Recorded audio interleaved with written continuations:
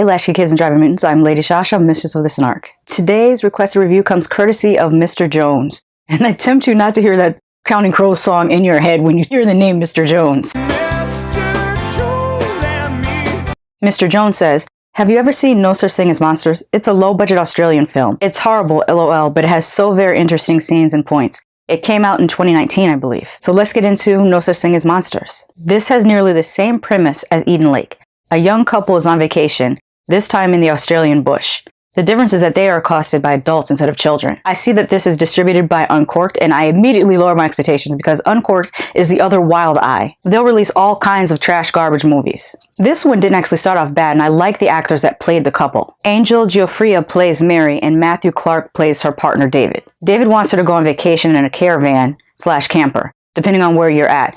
In the US, we call them campers, but I know overseas they're called caravans. She's not exactly a fan of this, but eventually she does agree to go. They're only able to have some alone time in the wilderness by themselves for one night before another group of people pull up by their caravan. They really should have left right then. All this wilderness and you decided to park directly beside us? David and Mary decide to be nice to this strange family.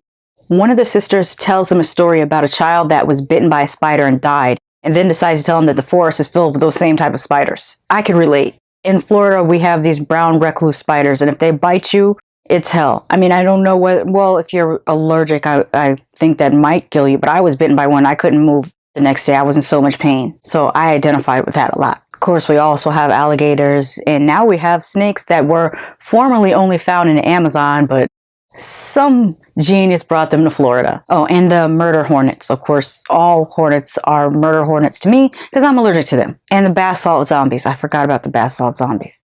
Yeah, Florida is the Australia of America. Anyway, this family that parked next to them is more than just strange. They take David and Mary hostage for reasons. Then much of the movie is Mary trying to escape and save David.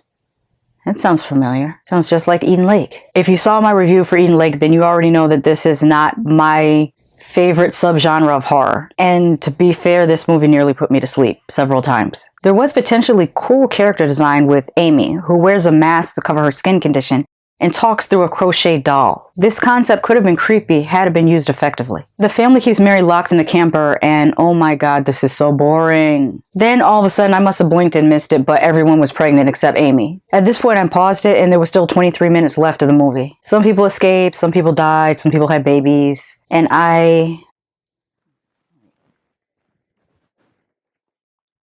it looks like I'm fresh out of fucks to give. This was, I hate to say it, but this was a total waste of my time, and I'm never going to watch this again. Thank you, Mr. Jones, for requesting this. I guess I can now say that I have seen it. It's a thing that happened, and you're right, it is absolutely horrible. At the time of this recording, No Such Thing as Monsters was on Tubi for free, thank goodness. And I tell you that because, like I always say, don't take my word for it. Watch it for yourself. Just because I love something doesn't mean you won't hate it. Just because I hate something doesn't mean you won't love it. Have you seen No Such Thing as Monsters? Do you like what I'm going to call survival horror? Let me know in the comments. Until next time.